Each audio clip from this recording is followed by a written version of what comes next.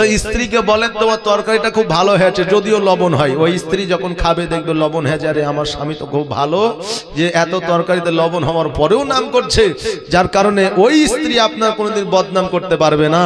আমার নবী বলেছেন যে স্ত্রীর কাছে যেই স্বামী ভালো সবার কাছে ভালো। জোরে বলেন সুবহানাল্লাহ। সব জায়গাতে ভালো। স্ত্রী স্বামীকে বিবেচনা করতে পারে যে স্বামী কেমন, তাই স্ত্রীর নাম করেন। পোশাক যদি পরে আপনি স্ত্রীকে বলুন তোমাকে খুব সুন্দর দেখাচ্ছে। আপনার স্ত্রী যদি একটু সাজে গুজে, তো আপনার স্ত্রীকে বলেন যে তোমাকে সেজে গুজে আরো ভালো লাগছে, সুন্দর লাগছে, তোমার স্ত্রীর প্রশংসা করো। তবে আজকে জালসা শুনে রাত্রিবেলায় ট্রাই করিয়েন না, না হলে অসুবিধা আছে। শোনার পরে ট্রাই করিয়েন না, দু একদিন পরে করিয়েন। একজন জালসা শুনেছে, মৌলভী সাহেব বলছে যে স্ত্রীর প্রশংসা করবে বেশি বেশি করে, স্ত্রী খুশি হবে, স্ত্রী যদি খুশি হয় তাহলে তুমি ভালো থাকবে। আমাদের মায়েদের মন বুঝলেন মাঝে মধ্যে ঠান্ডা থাকে, আবার মাঝে মধ্যে গরম। সময়ে দেখবেন খুব হাসছে, আবার সময়ে দেখবেন যে তাদের রাগের শেষ নাই, মুখ ঘোরা দিয়ে একদম শেষ করে দিচ্ছে, কথা বুঝলেন না? তা আমাদের মায়েদের মেন্টালিটি একটু প্রবলেম আছে। হ্যাঁ বাবজি ভাইরা, তো ওই জালসা শোনার পরে বাড়িতে যাইয়া বুঝলেন খাবার খেতে বসেছে। বিবিকে বলছে বিবি রে দুপুরে তো গোস্ত ছিল না, এখন গোস্ত কোথা থেকে আইলো? বলছে তোমাকে দিয়েছি তুমি খাও। এবার খাওয়ার পরে বলছে মৌলভী সাহেব তো বললো যে স্ত্রীর রান্নার প্রশংসা করিও, তাহলে আমি মৌলভীর কথাটা কাজে লাগাই। এবার বলছে যে বিবি রে তোর রান্নাটা খুব সুন্দর হয়েছে, গোস্ত খান এত সুন্দর লাগছে না, হেভি সুন্দর। স্ত্রী মুখখানকে চুপ করে নিয়ে বসে আছে, বলছে হ্যাঁ রে বিবি তোর নাম করলাম, তুই তো খুশি হবি, তো তোর মুখখান ভারী হয়ে গেল। বলছে এতদিন তোমাকে রান্না বান্না করে খাওয়ালছি, একদিনও নাম করনি, আর যেই পাশের বাড়ির ভাবি এই গোস্ত খান দিয়ে গেছে অমনি বলছে খুব সুন্দর হয়েছে। কথা কি বুঝলেন না? তাই ট্রাই সঙ্গে সঙ্গে করিয়েন না, দুদিন বুঝা সুঝা ট্রাই করিয়েন। হে বাবাজি ভাইরা, আজকে এই জায়গায় আজকে নয় কালকেও ছিল, পরশু দিনে ছিল, গত পরশু দিন 2 দিন জালসা হলো। বক্তা ছিল ওবায়দুল ইসলাম জামালি, না কে ছিল? তাই আমরা যদিও না আসি তো খোঁজ খবর আমাদের কাছে থাকে, বুঝলেন না? কে কোথায় জালসা করছে, আজকে কোথায় আছে, আমি কোথায় আছি ও জানে, কি বুঝলেন বাবজি ভাইরা? আজকে 2 দিন আপনারা জীবনে শুনছেন মুসা আলাইহিস সালামের। আমি ওয়াজ করব, কিছু কথাও আপনাদের বলবো, দেখবো জীবনে কেমন শুনেছেন নাকি কেমন শুনেছেন একটু দেখার দরকার আছে।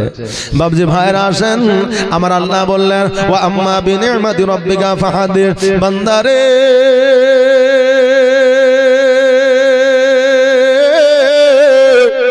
আমি আল্লাহ আমার নিয়ামতে তোমরা যারা প্রশংসা করো, আমি আল্লাহ আমার প্রশংসা করা হয়। আজকে এই জায়গায় জালসা গোবরাবাসীরা আপনার সাজিয়েছে, জালসা আয়োজন করেছে। আজকে দয়ার নবীর প্রশংসা হয়, আমার আল্লাহর প্রশংসা হয়, আমার আল্লাহর নিয়ামতের প্রশংসা হয়। ও বাবাজি ভাইরা, তাই আজকে এই জায়গায় আমরা সকলে এসে বসবো, যেটা শুনবো আমল করার চেষ্টা করব। আল্লাহ তাবারক তাআলা যেন সেই তৌফিক দান করেন। সকলে বলেন আমিন। এটা আওয়াজ দিয়ে বলেন না আমিন। বাবজি ভাইরা, আজকে যারা এই জায়গায় আমরা বসে আছি তারাও মুসলমান, যারা মেলায় ঘুরে তারাও মুসলমান, যারা বাড়িতে বসে আছে তারাও মুসলমান, তারাও নবীর কলমা পড়েছে, আমরাও নবীর কলমা পড়েছি। বাড়িতে যারা আছে তারাও নবীর কলমা পড়েছে। নবীর কলমা পড়লে মুসলমান হওয়া যায় না, নবীর কলমা পড়লে মদের দিলের মধ্যে ঈমান আনা যায় না। এর জন্য কয়েকটা আপনার জিনিস আছে, যে জিনিসগুলো আমরা যদি মেনে চলতে পারি তবে আমাদের মধ্যে সঠিকভাবে ঈমান ও আমাল আসবে। ও বেরাদার, আজকে কিছু মুসলমান আছে যারা বলছে নবীর কলমা পড়েছি, তারা আবার ইহুদিদেরকে সাপোর্ট করছে, বুঝলেন না? তারা আবার ইহুদিদেরকে সাপোর্ট করছে। ও বেরাদার, যারা ইহুদিদেরকে সাপোর্ট করে, যে ইহুদিরা মুসলমানকে হত্যা করে, কতল করে, শহীদ করে, তাদেরকে যারা সাপোর্ট করে তারা কোনোদিন মুসলমান হতে পারে না। ইসলাম ধর্ম গ্রহণ করার পরে কেমন করে জীবন যাপন করতে হবে, আমার হযরতে ওমর ফারুক রাদিয়াল্লাহু তাআলা আনহু শুনছিলেন একটু আগে, আমার বন্ধু আব্দুল আহাদ ওয়াজ করতেছিলেন। ওমর ফারুক রাদিয়াল্লাহু তাআলা আনহু কেমন করে ধর্ম গ্রহণ করলেন, কেমন করে নবীর কাছে গেলেন, নবী আল্লাহর কাছে দোয়া করেছিলেন, ফরিয়াদ করেছিলেন, আল্লাহ গো ওদের মধ্যে দুইটা বান্দা তুমি পাঠিয়েছো, একটা হলো আবু জেহেল আর একটা হলো উমারে ফারুক। ওগো আল্লাহ, এই দুইজনের মধ্যে আমার একজনকে চাই, একজনকে হেদায়েত করো, আমার ধর্ম গ্রহণ করবে। আর একজন যদি ধর্ম গ্রহণ করে নেয়, আমার ধর্ম প্রচার করতে সহজ সুবিধা হবে। জোরে বলেন সুবহানাল্লাহ। আমার আল্লাহ পাক রব্বুল আলামিন হযরত ওমর ফারুক রাদিয়াল্লাহু তাআলা আনহুকে হেদায়েত করেছিলেন। হেদায়েতের মালিক হলো আল্লাহ। আল্লাহ যাকে হেদায়েত করে সেই একমাত্র হেদায়েতের পথটা পেয়ে যায়। আর আল্লাহ যাকে হেদায়েত করে না, সারা জীবন যদি তাকে আমরা, একবার নয় সারা জীবন যদি তার পিছনে আমরা ঘুরি, তবুও হেদায়েত হবে না। হযরত ওমর ফারুক রাদিয়াল্লাহু তাআলা আনহু আপনার নবীজির যেই দিন কালেমা পড়ে নিয়েছিলেন, কালেমা পড়ে নেওয়ার পরে আমার নবী পাক সাল্লাল্লাহু তাআলা আলাইহি ওয়াসাল্লামের কথা মতো চলতেন। শুধু কথা মতই না, আমার আল্লাহ পাক রব্বুল আলামিনের রাসূল সাল্লাল্লাহু তাআলা আলাইহি ওয়াসাল্লাম যখন এই জগৎ ছেড়ে পরজগৎ গমন করেছিলেন, তখন কিন্তু বাবারা ভাইরা চারটা খলিফার আমার নবীজি বলে গিয়েছিলেন। এক নম্বর খলিফা হযরত আবু বকর সিদ্দিক রাদিয়াল্লাহু তাআলা আনহু, দুই নম্বর খলিফা হযরত ওমর ফারুক রাদিয়াল্লাহু তাআলা আনহু, তিন নম্বর খলিফা হযরত ওসমান গনি রাদিয়াল্লাহু তাআলা আনহু, চার নম্বর খলিফা হযরত আলী রাদিয়াল্লাহু তাআলা আনহু। আমরা শুনেছি চারটা খলিফা আমার নবীজি দিয়ে গিয়েছেন আমাদের, কিন্তু বাবাজি ভাইরা আমার হযরত আলী রাদিয়াল্লাহু তাআলা আনহু যখন আপনার ইহজগৎ ছেড়ে পরজগৎ গমন করেছিলেন, তখন আমার হযরত ইমাম হাসান ও হোসেনকে খলিফাত আমার আলী দিয়ে গিয়েছিলেন। জোরে বলেন সুবহানাল্লাহ। ওনারা কেমন রাজত্ব করেছিলেন, ওনারা কেমন খলিফায়ে রাশিদিন ছিলেন, ওনারা কেমন করে দেশ চালিয়েছিলেন, ওনারা কেমন করে আপনার সমাজ চালিয়েছিলেন, ওনারা কেমন করে আপনার সৈন্যদের সঙ্গে ব্যবহার দেখিয়েছিলেন, ওনারা কেমন করে চাকরিজীবী মানুষদের সঙ্গে আপনার ব্যবহার দেখিয়েছিলেন। আজকে তিনারা রাজত্ব চালার পরেও তিনার সন্তান জান্নাতি, তিনার বিবি জান্নাতি, তিনি জান্নাতি, আপনার সঙ্গী হলো জান্নাতি। আর আজকে বর্তমানে যারা রাজত্ব করে তারা তো জাহান্নামী, জাহান্নামী, তাদের সঙ্গীরাও জাহান্নামী। জোরে বলুন নাউজুবিল্লাহ। আজকে আমাদের এক সরকার যদি পরিবর্তন হয়, অপর সরকার আসে, তা আমরা খোঁজও লই না, খবরও লই না যে সরকারটা কেমন ছিল, ভালো ছিল না খারাপ ছিল, কেন পরিবর্তন হয়ে গেল।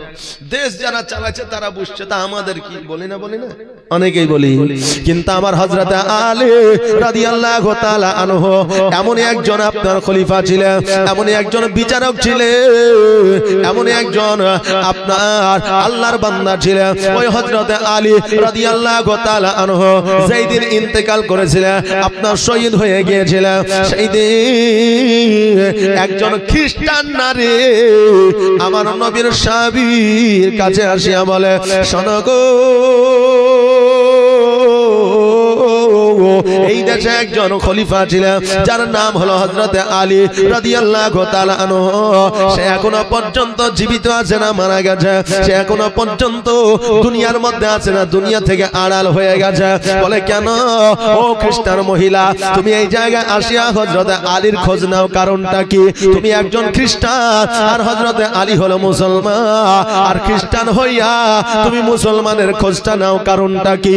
ওই খ্রিস্টান মহিলা বলল, শোনো, আমি এই জন্য খোঁজটা নি, আমি এই জন্য তার খবরটা নি, কারণ হইল সে একজন মুসলমান খেলাফ আপনার খলিফা ছিল ঠিকই, সে একজন মুসলমান আপনার রাজত্ব আপনার রাজ চালাচ্ছিল, এটা ঠিকই, কিন্তু আমি একজন খ্রিস্টান, আমার কেউ কোনোদিন খোঁজ নেয়নি, আমি খেতে পেয়েছি না পাইনি, আমাকে কেউ কোনোদিন খবর নেয়নি, আমার বাড়িতে খাবার আসে না নাই, কিন্তু হযরত আলী রাদিয়াল্লাহু তাআলা আনহু আমার বাড়িতে খোঁজ খবর নিত, আমার বাড়িতে খাবার আছে কিনা, আমি খেতে পেয়েছি কিনা এই খোঁজটাই খবরটা নিত। গত রাত্রি বেলায় আমার হযরত আলী রাদিয়াল্লাহু তাআলা আনহু আমার বাড়িতে খোঁজ নেয়নি, খাবার আছে কিনা খবর নেয়নি।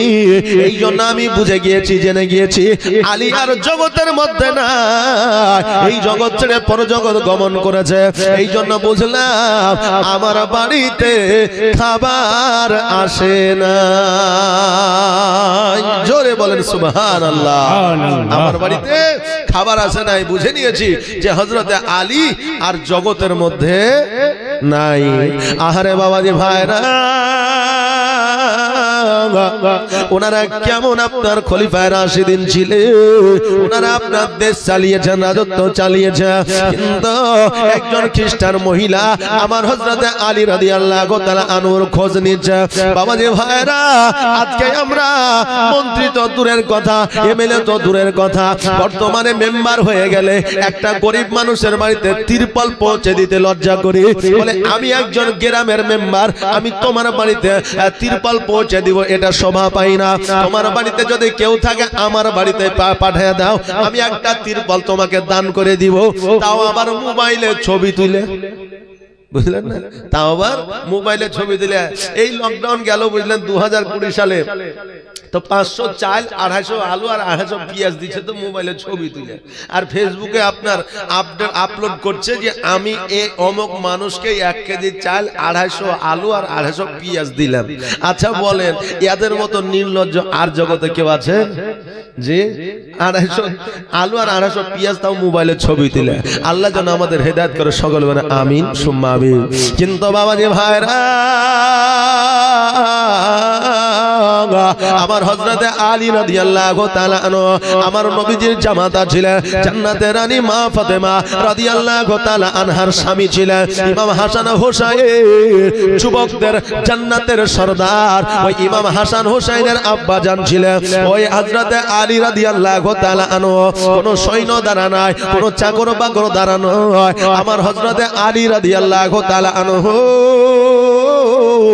নিজের মাথায় করে খাবার বয়ে ওই খ্রিস্টান মহিলার বাড়িতে পৌঁছে দিতেন। জোরে বলেন সুবহানাল্লাহ। নিজে খাবার মাথায় করে ওই খ্রিস্টান মহিলার বাড়িতে আমার হযরতে আলী রাদিয়াল্লাহু তাআলা আনহু পৌঁছে দিতেন খাবার। জোরে বলেন সুবহানাল্লাহ। আর আমরা সামান্য একজন মুসলমান হয়ে, নবীর উম্মতি হয়ে আমরা লজ্জাবোধ মনে করি। আমার আল্লাহ বলছেন, আল্লাহু ওয়ালিউল্লাযিনা আমানু ইন কুনতুম মুমিনিন, যারা মুমিন হয়ে যায়, মুত্তাকিন হয়ে যায়, যারা সলিহ হয়ে যায়, যারা পরেজগার হয়ে যায়, তাদের এই জগতে পরের জগতে কোনো বাধা বিপদ থাকে না। আমার হযরত আলী রাদিয়াল্লাহু তাআলা এইরকম আপনার খলিফায়ে রাশিদিন ছিলেন। শুধু আপনার খলিফায়ে রাশিদিন ছিলেন না, আল্লাহর একজন আপনার প্রিয় বান্দা ছিলেন। হযরত আলী রাদিয়াল্লাহু তাআলা আনহুকে শেরে খোদা উপাধি দিয়েছিলেন। জোরে বলেন সুবহানাল্লাহ। ওই হযরত আলী রাদিয়াল্লাহু তাআলা আনহু যুদ্ধের ময়দানে গিয়েছেন, একটা তীর আমার হযরত আলী রাদিয়াল্লাহু তাআলা আনহুর যেন আপনার পায়ের মধ্যে, ওই আপনার জান মুবারকের ওখানে আপনার তীরটা লেগে গিয়েছে। আর তীরটা লেগে যাওয়ার পরে এই পার থেকে যেন ওই পার হয়ে গেছে। এবার সকল আমার নবীর সাহাবীরা ওই তীরখানাকে আপনার বাহির করার চেষ্টা করে। এত যন্ত্রণা, এত যন্ত্রণা, তীরখানা যেন কেউ বাহির করতে পারে না। যন্ত্রণায় আঘাতে আমার আলী রাদিয়াল্লাহু তাআলা আনহু ওই আপনার তীরখানা যেন বাহির করতে দেয় না। একটা কাঁটা, ছোট্ট কাঁটা যদি আমাদের হাতের মধ্যে, পায়ের তালুর মধ্যে যদি ঢুকে যায়, এখন সুই দ্বারা, ছুঁচ দ্বারা যদি বাহির করে, কত না কষ্ট হয়, কত না যন্ত্রণা হয়। আহারে বাবাজি ভাইরা, আমার হযরত আলী রাদিয়াল্লাহু তাআলা আনহুর আপনার জান মুবারক আপনার তীরটা লেগে গিয়েছে, এই পার থেকে যেন ওই পার হয়ে গেছে। তীরখানা যেন কেউ বাহির করতে পারে না, কারণ হইল তীরের মধ্যে আপনার আকর্ষী জাতীয় জিনিস থাকে, এই জন্য বাহির করা সম্ভব হচ্ছে না। হযরত আলী রাদিয়াল্লাহু তাআলা আনহু যন্ত্রণায় যেন তীরে হাত দিতে দেয় না। আমার আল্লাহ ডাক দিয়া বলে, জিবরিল আর দেরি করিও না, আর দেরি করিও না, যাও যাও জলদি করে চলে যাও। আর আমার নবী পাক সাল্লাল্লাহু তাআলা আলাইহি ওয়াসাল্লামকে জানায় দাও হযরতে আলী রাদিয়াল্লাহু তাআলা আনহুর পা থেকে তীরখানা আজ কেন কিয়ামত পর্যন্ত চেষ্টা করলো বাইরে করতে পারবে না। তবে তাকে জানায় দাও, আমার নবীকে বলে দাও যে হযরতে আলী যখন নামাজে দাঁড়ায় যাবে তখন তীরখানা বাহির করা সম্ভব হবে, তার আগে সম্ভব হবে না।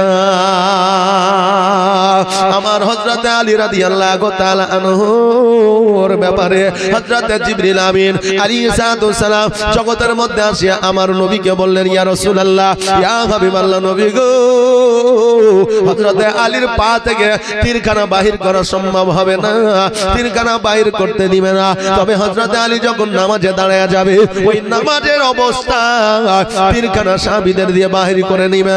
এবার আমার আলী রাদিয়াল্লাহু তাআলা আনহু যখন আপনার নামাজে দাঁড়ায় গেলেন আর ওই তীরখানা সাহাবীরা ধরে এত জোরে টান দিলেন ওই তীরের সঙ্গে যেন পায়ের গোশত পর্যন্ত বাইরে হয়ে চলে আসলো। আলীর পা থেকে যেন তীরখানা বাইরে হয়ে গেল। জোরে বলুন সুবহানাল্লাহ। হযরত আলী রাদিয়াল্লাহু তাআলা নামাজ কমপ্লিট করলেন। নামাজ কমপ্লিট করার পরে এবার পায়ের দিকে যখন লক্ষ্য করছেন তীরখানা নাই, আমার আলী জিজ্ঞাসা করো, আমার নবীর সাহাবীরা এই তীরখানা কি তোমরা আমার পা থেকে বাহির করেছো? সাহাবীরা বলল হ্যাঁ। বলে কখন, কোন সময়? বলে তুমি যখন নামাজে দাঁড়িয়েছিলে। জোরে বলেন সুবহানাল্লাহ। আলী আমার এমন নামাজ আদায় করতেছিলেন যে নামাজ অবস্থায় তীরখানা বাহির করেছে। শুধু তীরই নয়, তীরের সঙ্গে গোশত পর্যন্ত চলে এসেছে। তবুও আলী জানতে পারে না কেমন নামাজ পড়তে আর আমরা বর্তমানে কেমন নামাজ পড়ি। নামাজে দাঁড়িয়ে গেছেন, তীর বাহির করেছে, জানতে পারি না। আর আজকে আমাদের কিছু মুসল্লি আছে বুঝলেন, মসজিদে যাবে আল্লাহু আকবার, দাঁড়িয়ে গেল, তাকাচ্ছে এদিকে ওদিকে সেদিকে। এখন নামাজের পরে যদি বলে ভাই ইমাম সাহেব কোন সূরা পড়লে, বলে জানি না। বলে মসজিদে ফ্যান করা আছে, বলে 16টা। ইমাম সাহেব কোন সূরা পড়লে ওটার দিকে খেয়াল নাই। এবার ফ্যান করা আছে তো বলছে 16টা, মানে ও নামাজে দিয়ে শুধু ফ্যানই কিনেছে, বুঝলেন না বাবজি ভাইরা। নামাজ শব্দের অর্থ হলো আত্মসমর্পণ করা। কার কাছে আত্মসমর্পণ করা? আমার আল্লাহর কাছে আত্মসমর্পণ করা। নামাজে যখন দাঁড়িয়ে যাবে ওই নামাজে দাঁড়িয়ে যাওয়া মানে আল্লাহর কাছে নিজেকে আত্মসমর্পণ করে দেওয়া। নিজেকে আল্লাহর কাছে যখন আত্মসমর্পণ করে দিব, দুনিয়ার কোনো খোঁজ খবর, দুনিয়ার কোনো হাওয়া বাতাস, দুনিয়ার কোনো আওয়াজ আমাদের কানে আসবে না। এই শিক্ষাটা কার কাছ থেকে পাইলো? আমার দয়ার নবী মায়ার নবী সাল্লাল্লাহু তাআলা আলাইহি ওয়াসাল্লামের কাছ থেকে পাইছেন। বেরাদার, আমরা হলাম সৌভাগ্যবান, আমরা নবীজির উম্মত উম্মতি। আজকে আমার নবী কেমন করে নামাজ পড়তে হবে বলে দিয়েছে, আমার নবী কেমন করে চলতে হবে এটাও বলে দিয়েছে, কেমন করে খেতে হবে এটাও বলে দিয়েছে, কেমন করে পবিত্রতা অর্জন করতে হবে এটাও বলে দিয়েছে। আমার নবী পাক সাল্লাল্লাহু তাআলা আলাইহি ওয়াসাল্লাম এ টু জেড আমাদের বলে দিয়েছে। বলে দেওয়ার পরেও আমাদের পরিবর্তন নাই। আর পরিবর্তন নাই তো দূরের কথা, নামাজে আমাদের মহব্বত নাই। নামাজে মহব্বত নাই। অনেকেই আছে বুঝলেন, লোক দেখানো নামাজ পড়ে, যে আমি মসজিদে যাব, 5 ওয়াক্ত নামাজ পড়বো, লোকে দেখবে যে আব্দুল কুদ্দুস নামাজ পড়ছে, হ্যাঁ, তো লোকে দেখে আমার একটু নাম করবে, আমার একটু গুণগান করবে যে অমুক লোকটা 5 ওয়াক্ত নামাজ পড়ে। এইরকম নাম ধারী যদি নামাজি হয় তো নামাজ আল্লাহর দরবারে গ্রহণযোগ্য হবে না। নামাজ পড়ো আল্লাহকে খুশি করার জন্য, নামাজ পড়ো আল্লাহকে রাজি করার জন্য। আর আল্লাহ যদি রাজি না হয় তাহলে আপনার কোনো কাম নাই। আমার আল্লাহ পাক রব্বুল আলামিন বললেন, ইয়া আইয়ুহাল্লাযীনা আমানুস্তাঈনু বিস-সাবরি ওয়াস-সালাহ। বান্দারে, তোমরা ধৈর্য অবলম্বন করো সালাতের মাধ্যমে, তোমরা ধৈর্য অবলম্বন করো নামাজের মাধ্যমে। যারা নামাজের মাধ্যমে ধৈর্য অবলম্বনকারী হয়, আমি আল্লাহ তাদের সঙ্গে হয়ে যায়। জোরে বলুন সুবহানাল্লাহ। যারা ধৈর্য ধারণকারী হয়, আমি আল্লাহ তাদের সঙ্গে হয়ে যায়। কে বলছেন? আল্লাহ বলছেন। তাই ধৈর্যের সহিত আল্লাহর ইবাদত করুন, আল্লাহর উপাসনা করুন, আমাদের ধৈর্য যেন হারায় না যায়। নামাজ পড়ব আর পরের জমির আল কাটবো, নামাজ হবে? নামাজ পড়বো। আমার নবী বলেছেন, ইয়েতিমকে তুমি ভালোবাসো, স্নেহ দাও, মায়া মমতা দাও। ইয়েতিমকে স্নেহ মায়া মমতা টাকা পয়সা যদি না দিতে পারো, ওই ইয়েতিমের মাথায় একবার হাত বুলিয়ে দাও, আল্লাহ একটা মাকবুল হজের সব দান করবে। জোরে বলেন সুবহানাল্লাহ। ও বেরাদার, আজকে নামাজ পড়লাম, ইয়েতিমের হক মেরে খেলাম, ওই নামাজ আল্লাহর দরবারে গ্রহণযোগ্য হবে না। মা বাবাকে খেতে দিলাম না, মা বাবাকে শ্রদ্ধা জানালাম না, মা বাবা আমার প্রতি খুশি হইল না। 4 লাখ কেন 10 লাখ টাকা খরচ করে হজ করলেও ওই হজ আল্লাহর দরবারে কবুল হবে না। ওই আমার মা বোনেরা সারা দিন ইবাদত করে কপালে ঘটা ফেলায় দাও। স্বামী যদি তোমার প্রতি নারাজ হয়ে যায়, তোমার কোনো ইবাদত কাজে লাগবে না। ও মা, তোমাদের জান্নাত হলো স্বামীর পায়ের তলে, আর সন্তানদের জান্নাত হলো পিতা মাতার পদতলে। জোরে বলুন সুবহানাল্লাহ। বিবিদের জান্নাত স্বামীদের পায়ের তলে। একজন মা আমার উঠে বাড়ি চলে গেছে, যাওয়ার পরে স্বামীর পায়ের তল খুঁড়তে আরম্ভ করে দিয়েছে। এখন স্বামী বলছে, হ্যাঁ রে, গোবরা গ্রামে জালসা হয়েছে আর আমার পায়ের তল খুঁড়ছিস, কারণ কি?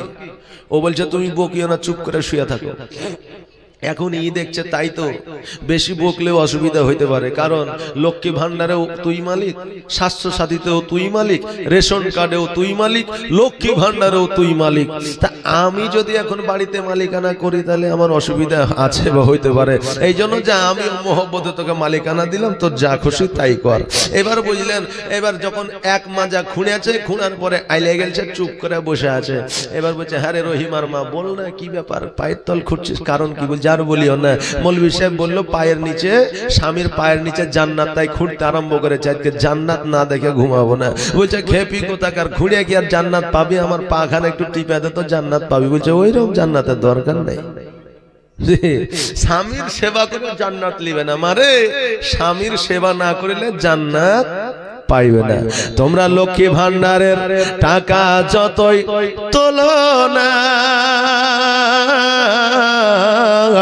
স্বামীর সেবা না করিলে জান্নাত পাবে না। লক্ষ্মী ভান্ডারে 500 টাকা পেয়েছে মনে করে, যদি মনে করে যে স্বামীর আর দরকার নাই, 500 টাকায় তো আলুর পটল হয়ে যাবে, আর মমতা ব্যানার্জি তো এখন আমাদের চাল দিচ্ছে, এই অসুবিধা নাই, জি, তাহলে কাজ হবে না। স্বামীকে রাজি ও খুশি রাখো, কিয়ামতের দিন তোমার উপাসনা আল্লাহর দরবারে কাজে লেগে যাবে। জোরে বলেন সুবহানাল্লাহ। আমার নবী বললেন, এতিমকে ভালোবাসো, নামাজ পড়ে যদি এতিমের হক আদায় না করি, আমার ওই নামাজ আল্লাহর দরবারে কবুল হবে না। একজন হযরত ওমর ফারুক রাদিয়াল্লাহু তাআলা আনহু, আমার প্রিয় নবীর সাহাবী, মসজিদে নববীতে বসে আছে। আমার নবী পাক সাল্লাল্লাহু তাআলা আলাইহি ওয়াসাল্লাম বসে আছে। একজন বান্দা এসে বলছে, ইয়া রাসূলুল্লাহ, ইয়া হাবিবাল্লাহ, নবী গো, আমার একটা 6 বছরের সন্তান হারিয়ে গেছে, ওই সন্তানটিকে আমি খুঁজে পাইতেছি না, ওই সন্তানটা কোথায় আছে আমি দেখতে পাইতেছি না। বলে, কতদিন থেকে? বলে, 3 দিন থেকে খুঁজে পাই না। আমার হযরত ওমর ফারুক রাদিয়াল্লাহু তাআলা আনহু বললেন, ও শোনো গো, তোমার সন্তানটা দেখতে কেমন, তার রূপটা কেমন, তার চেহারা কেমন, তার হাইট কতটা, তার অনুমানিক কিরকম, তার ঢং বলো। এবার বলছে, আমার সন্তান হলো 6 বছরের, আমার সন্তানটা একটু কালো, দেখতে কুৎসিত। বললাম, তোমার সন্তানটা খুব ইন্টেলিজেন্ট। বলে, হ্যাঁ ইন্টেলিজেন্ট বলতে যারা একটু দেখবেন চঞ্চল হয়, বাচ্চাকালে বেশি চঞ্চল যাদের হয় তারা ব্রেনিয়ানও হয়, তাই না? হ্যাঁ, তারা দেখবেন পড়াশোনাতেও ভালো হয়। বলে, খুব চঞ্চল। বলে, হ্যাঁ। বলে, আমি তো এই মাত্র দেখলাম মসজিদে নববীর পেছনে আছে। জোরে বলেন সুবহানাল্লাহ। মসজিদে নববীর পেছনে আছে। এবার যখন এই কথা শুনলো, সঙ্গে সঙ্গে ওই লোকটি কিন্তু ছুটতে আরম্ভ করলো। আমার নবীজি বলল, ইহুদি, দাঁড়ায়া যাও, দাঁড়ায়া যাও, তোমার সন্তানকে তুমি আনতে যাবে না, আমার হযরতে উমারে ফারুক তোমার সন্তানকে নিয়ে আসবে। জোরে বলেন সুবহানাল্লাহ। ওই ইহুদি বলল, ইয়া রাসূলুল্লাহ, আমার সন্তানকে 3 দিন ধরে খুঁজে পাই না, আজকে যখন খোঁজটা পেয়েছি আমি বড় আদর যত্ন সহকারে আমার সন্তানকে নিয়ে আসবো। আজকে উমার কেন আনতে যাবে? একটা বাচ্চা যদি 3 দিন ধরে না পাওয়া যায়, বলুন বলুন সেই মায়ের সেই বাপের অবস্থা কেমন হতে পারে? আপনাদের এই বড়বড়িয়া থেকে কিছুদিন আগে একটা বাচ্চা হারিয়ে গেছিল, তাই না? যে একটা বাচ্চা হারিয়ে গিয়েছিল, তো 2 দিন হয়নি পুরো ইন্টারনেট একদম তোলপাড় হয়ে গেছিল, থানার পুলিশ প্রশাসন পর্যন্ত আপনার ব্যতিব্যস্ত হয়ে গেছিল। তাহলে প্রশাসন যদি ব্যতিব্যস্ত হয়ে যায়, যদি ইন্টারনেট যদি তোলপাড় হয়ে যায়, তাহলে ওই সন্তানের বাপ মায়ের অবস্থা কেমন ছিল? জি, তো সন্তানের যদি খোঁজ পাওয়া যায় যে অমুক জায়গায় আছে, ওই বাপকে দাঁড়িয়ে থাকবে? ওই মা কি দাঁড়িয়ে থাকবে? দৌড়বে যে ছেলেকে আমি নিয়ে আসি, হ্যাঁ, কলিজার টুকরা। এই দেখেন কিছুদিন আগে, কিছুদিন বলতে 2 দিন আগে বাংলাদেশে একটা ট্রেন পুড়ে গেল, শুনেছেন? যে বাংলাদেশে একটা ট্রেন পুড়ে গেল, তো ওই ট্রেনে বুঝলেন একজনের স্ত্রী আর সন্তান পুড়ে মারা গেছে বলে ওই পুরুষটাও আপনার ট্রেন থেকে নামেনি, সে নিজে ইচ্ছাকৃত ওই আপনার আগুনে পুড়েছে। তার কথা হলো যে আমার স্ত্রী আমার সন্তান যখন মারা গেছে, আমি আর বেঁচে থাকবো না, আমি আর দুনিয়াতে থাকবো না, আমিও তাদের সঙ্গে চলে যাব। বাপজি ভাইরা, আজকে আমরা অনেকেই বলি যে আমাদের পুরুষরা হলো কি বিশ্বাসঘাতক আর নারীরা ভালো, আর নারীদেরকে আমরা বলি বিশ্বাসঘাতক, পুরুষরা ভালো, একে অপরের টেক্কা চালায়। কিন্তু সবাই বিশ্বাসঘাতক হয় না। মোহব্বত এখনো পর্যন্ত জগতের মধ্যে বেঁচে আছে, যার জন্য দুনিয়া এখনো আগে চলছে। বিরাদার, তো বোঝা গেল যে কারো সন্তান যদি হারিয়ে যায় আর খবর যদি পেয়ে যায়, অতি দ্রুত আপনার সেই সন্তানটিকে নিয়ে আসার চেষ্টা করে। তেমনি ওই ইহুদি ছুটতে আরম্ভ করেছিল। আমার নবীজি বলল, শোনো রে, আজকে তোমার সন্তানকে তুমি নিয়ে আসবে না, আজকে আমার উমারে ফারুক রাদিয়াল্লাহু তাআলা আনহু তোমার সন্তানকে নিয়ে আসবে। এবার বলল, আমার সন্তানকে আমি নিয়ে আসবো না, কারণটা কি? আমার সন্তানকে উমারে ফারুক কেন নিয়ে আসবে? নবী আমার বলল, শোনো গো, ওই জায়গায় শুধুমাত্র তোমারই বাচ্চা নয়, ওই জায়গায় আরো অনেকের বাচ্চা আছে। এবার ওই জায়গায় তোমার বাচ্চাকে যখন 3 দিন পরে পাবে, ওই বাচ্চাকে তুমি চুম্বন করবে, ওই বাচ্চাকে তুমি গলে লাগায় নিবে, ওই বাচ্চাকে তুমি কোলে উঠে নিবে। ওই মধ্যে ওই বাচ্চাদের মধ্যে যদি একজন এতিম বাচ্চা থেকে যায়, তার মনে আফসোস হবে, সে কষ্ট পাবে রে, সে দুঃখ পাবে। আজকে আমার আব্বা যদি বেঁচে থাকতো, এই রকম করে আমাকে আদর যত্ন করতো, এই রকম ভাবে আমাকে স্নেহ দিত, এই রকম ভাবে আমাকে কোলে উঠে আনিত, ওই বাচ্চাটা কষ্ট পেয়ে যাবে। অতএব তুমি যাবে না, এতিমের কত জ্বালা এটা আমি নবী ছাড়া আর কেউ জানে না। আমি এতিম হয়ে কাঁদি না কেন তোমরা বলতে পারো, আমি এতিম হয়ে কাঁদি না কেন তোমরা বলতে পারো। এতিম ছিলেন আমার নবী, এতিম আমিও, আমি এতিম হয়ে কাঁদি না কেন তোমরা বলতে পারো, আমি এতিম হয়ে কাঁদি না কেন তোমরা বলতে পারো।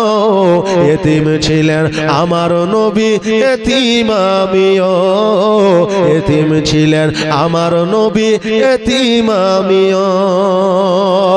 নেই বাবা মা আমার, নেই যে বাড়ি ঘর, নেই বাবা মা আমার, নেই যে বাড়ি ঘর, আমার মতো কপাল পোড়া নেই তো ভবে আর, তবু মনে নিয়ে যন্ত্রণা কাটাই দিন রাত, তবু মনে নিয়ে সান্ত্বনা কাটাই দিন রাত। এতিম ছিলেন আমার নবী হযরত মুহাম্মদ, এতিম ছিলেন আমার নবী হযরত মুহাম্মদ আমি এতিম হয়ে কাঁদি না কেন তোমরা বলতে পারো আমি এতিম হয়ে কাঁদি না কেন তোমরা বলতে পারো এতিম ছিলেন আমার নবী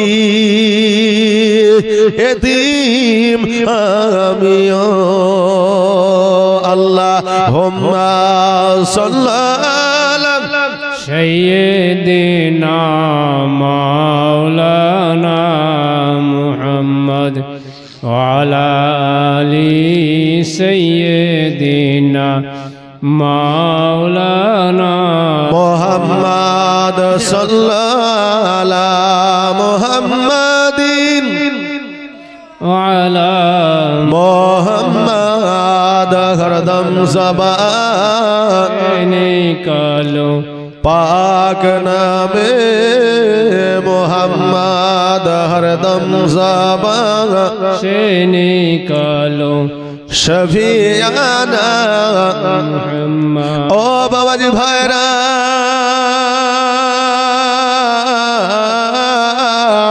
আমার হযরতে ওমর ফারুক রাদিয়াল্লাহু তাআলা আনহু মসজিদে নববীর পেছনে যাইয়া ওই বাচ্চাটিকে নিয়ে এসে যখন আপনার ওই ইহুদির হাতে উঠায়া দিল ওই ইহুদি সঙ্গে সঙ্গে আপনার বাচ্চাটিকে কোলে নিয়ে একটা চুম্বন করে দিল আমার নবীজি বলে ইহুদি রে আজকে তুমি তোমার বাচ্চাকে চুম্বন করে দিলা আজকে এই চুম্বনটা যদি একটা এতিমের সম্মুখে করতা ওই এতিম কত দুঃখ পাইতো কষ্ট পাইতো কত বেদনা পাইতো এই জন্য তোমাকে ওই জায়গায় পাঠানো হয়নি ইহুদি বলল ইয়া রাসূলুল্লাহ ইয়া হাবিবাল্লাহ নবী গো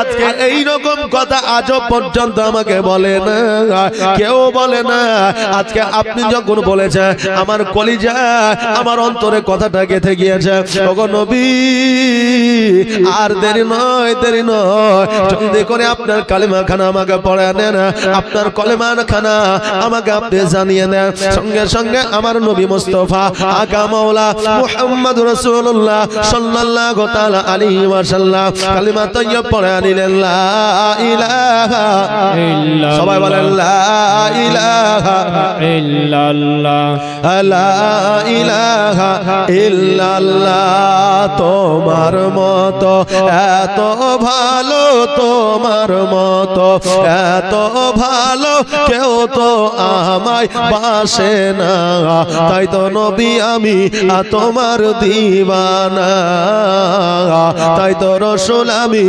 তোমার দিওয়ানা বলো লা ইলাহা ইল্লাল্লাহ লা ইলাহা ইল্লাল্লাহ বলো লা ইলাহা জোরে আওয়াজ দিয়ে লা ইলাহা জোশ দিয়ে জাজবা দিয়ে আমরা মুসলমান নবীর উম্মত উম্মতি একটা আওয়াজ দিয়ে বলেন লা ইলাহা ইল্লাল্লাহ বলো লা ইলাহা ইল্লাল্লাহ লা ইলাহা ইল্লাল্লাহ ও কি শুনেছি কিতাবের লেখা নবী ছাড়া আমার জীবন থাকা গো ও কি শুনেছি কিতাবের লেখা নবী ছাড়া আমার জীবন থাকা গো নবীজিকে ভালো না বাসিলে নবীজিকে ভালো না বাসিলে আল্লাহ পাওয়া যাবে না তাই তো নবী আমি তোমার দিওয়ানা তাই তো রাসূল আমি তোমার দিওয়ানা তোমার মতো এত ভালো তোমার মতো এত ভালো কেউ তো আমায় বাসে না তাই তো নবী আমি তোমার দিওয়ানা তাই তো রাসূল আমি তোমার দিওয়ানা বলো লা ইলাহা ইল্লাল্লাহ বলো লা ইলাহা ইল্লাল্লাহ লা ইলাহা ইল্লাল্লাহ মুহাম্মাদুর রাসূলুল্লাহ সাল্লাল্লাহু তাআলা আলাইহি ওয়াসাল্লাম ও বেরাদার এই শিক্ষা আমার নবী পাক সাল্লাল্লাহু তাআলা আলাইহি ওয়াসাল্লামের কাছ থেকে খলিফায়ে রাশিদিন আপনার পেয়েছিলেন। একদিন আমার ওমর ফারুক রাদিয়াল্লাহু তাআলা আনহু মসজিদে নববীতে আপনার বসে আছে, এমন অবস্থা দুইজন মানুষ একজন যুবককে ধরে নিয়ে আসছে। ওমর ফারুক রাদিয়াল্লাহু তাআলা আনহুকে ডাক দেয়া বলে, আমিরুল মুমিনিন, আজকে এই যুবককে আপনার কাছে আমরা ধরে নিয়ে এসেছি। বলে কেন ধরে নিয়ে এসেছো? বলে এই জন্য ধরে নিয়ে এসেছি, এই যুবক আমার বৃদ্ধ আব্বাকে কতল করেছে। এই যুবক আমার আব্বাকে কতল করেছে, তাই আপনার কাছে বিচার নিয়ে এসেছি, মওতের বদল মওত, অতএব আপনার কাছে নিয়ে এসেছি, আপনার কাছে তুলে দিচ্ছি। শরীয়ত মোতাবেক, ইসলামিক মোতাবেক, আল্লাহর কোরআন মোতাবেক কি বিচার আছে সেই বিচারটা আপনি করে দেন। বাবজি ভাইরা, এখন আমাদের যুগে এই সময়ে যদি বলা হয়তো যে আব্দুল কুদ্দুস একজনকে মাইরেছে, তো তার বিচারটা করিয়া দাও, তো ওই বিচার করতে 7 দিন লাগতো। তো 7 দিনের মধ্যে বুঝলেন 70,000 টাকা খাইতো, তারপরে কত রকমের এই দিকে সেই দিকে উকিল হাকিম এদিক ওদিক ধরো, তারপরে হবে না, এলে হবে না, নাকি বলেন? আজকে আমাদের বর্তমান পরিস্থিতি, আমাদের এখন বর্তমানে ন্যায় বিচার খুবই কম, কারণ আমরা পাই না, কারণ ন্যায়ের জায়গায় আমরা এখনো পর্যন্ত নাই, ন্যায়ের জায়গায় আমরা খুবই কম, তাই আমি ন্যায় বিচার বা আপনি ন্যায় বিচার আমরা পাই না। বাবা যে ভাইরা, ওমর ফারুক রাদিয়াল্লাহু তাআলা আনহু বললেন, ও যুবক শোনো শোনো, তুমি কি তাদের আব্বাকে মেরেছো? বলে হ্যাঁ। তুমি দোষ স্বীকার করছো? বলে হ্যাঁ। বলে কেমন করে মারলে? মাখব গায়ে পাইলে নিরালাই গো নবী, পাইলে নিরালাই, পাইলে নিরালাই গো নবী, পাইলে নিরালাই। দয়াল নবী কত দূরে, লোহিত সাগরের তীরে, দয়াল নবী কত দূরে, লোহিত সাগরের তীরে। মদিনারি সোনার ঘরে, মদিনারি সোনার ঘরে আছেন তিনি সর্বদাই, পাইলে নিরালাই গো নবী, পাইলে নিরালাই, পাইলে নিরালাই গো নবী, পাইলে নিরালাই। দুই কদমে চুমু খাবো, দুই কদমে চুমু খাবো, চরণ ধুলি মাখব গায়ে, পাইলে নিরালাই গো নবী, পাইলে নিরালাই, পাইলে নিরালাই গো নবী, পাইলে নিরালাই। উম্মতি উম্মতি বলে কাঁদলেন নবী জীবন ভরে, উম্মতি উম্মতি বলে কাঁদলেন নবী জীবন ভরে। এখনো কান্দেন নবী, এখনো কান্দেন, পাইলে নিরালাই গো নবী, পাইলে নিরালাই, পাইলে নিরালাই গো নবী, পাইলে নিরালাই। দুই কদমে চুমু খাবো, দুই কদমে চুমু খাবো, চরণ ধুলি মাখব গায়ে, পাইলে নিরালাই গো নবী, পাইলে নিরালাই, পাইলে নিরালাই গো নবী, পাইলে নিরালাই। আল্লাহুম্মা সাল্লি আলা সাইয়্যিদিনা মাওলানা মুহাম্মাদ ওয়া আলা আলি সাইয়্যিদিনা মাওলানা। নবীজি ঈমান শোনো তাহার শান, জোরে বলেন না মারহাবা, একটা আওয়াজ দিয়ে বলেন না সুবহানাল্লাহ, আর একটা আওয়াজ দিয়ে नारे तकबीर, अल्लाहु अकबर, नारे रिसाला, या रसूल मसला के आला हजरा, जिंदाबाद, जलसा कमेटी जिंदाबाद, গোবরা গ্রামবাসী जिंदाबाद। সুবহানাল্লাহ। আপনাদের আওয়াজে সারা এই গোবরা গ্রামে যাচ্ছে, কিন্তু কারো কানে পৌঁছাচ্ছে, কারো কানে পৌঁছাচ্ছে না, কি বলেন? আওয়াজ ঠিক আছে। এই যে মাইক আমাদের আনসার সাউন্ড, আমরা যারা বক্তা আছি, যারা বড় বড় বক্তা আছে, তারাও মনে করে যে খুব সুন্দর মাইক। অন্য জায়গায় ওয়াজ করলে 2 ঘন্টার বেশি বললে বলে আর পারা যাবে না, আর এই মাইকে ওয়াজ করলে 3 ঘন্টা পার করে দিল, ওই বক্তার মনে থাকে না যে ক ঘন্টা পার করলাম, বুঝলেন না? তো এই মাইকের আওয়াজ সব জায়গায় পৌঁছেছে, কিন্তু কেউ শুনতে পেয়েছে আর কেউ পেয়েছে না। আল্লাহ যেন সবাইকে শোনার তৌফিক ইনাত করেন, সকল বলে আমিন। আর যদি শুনতে না পাই তো কাল থেকে আমার কাছে আসলে একটা করে মেশিন দিয়ে দেবো, সবকে কানে লাগাবে, নাকি বলে? সুবহানাল্লাহ। আসেন একবার এই মানুষ এদিকে ওদিকে আছে ছন্ন ছাড়া হয়ে, প্রধান বক্তা উনি উপস্থিত হয়ে গেছেন, উনি আসবেন আমার পরে পরে। তার আগে কিছুক্ষণের জন্য আপনাদের সম্মুখে আমি আছি, তাই আপনারা ঘোরাফেরা দাঁড়িয়ে না থেকে সম্মুখে এসে বসে পড়েন। ওয়াজ হবে ইনশাআল্লাহ। ওয়াজ তো বহু শুনেছেন, আজকেও শুনবেন। একবার দরুদ পড়েন, আল্লাহুম্মা সাল্লি আলা সাইয়্যিদিনা মাওলানা মুহাম্মাদ ওয়া আলা আলি সাইয়্যিদিনা মাওলানা নবীজি মান শোনো তাহার শান, ও গোবরাবাসী নবীজির মান শোনো তাহার শান। যার প্রেমে আল্লাহ নিজেই পাগল, যার প্রেমে আল্লাহ নিজেই পাগল, রহিম রহমান নবীজির মান শোনো তাহার শান, নবীজির মান শোনো তাহার শান।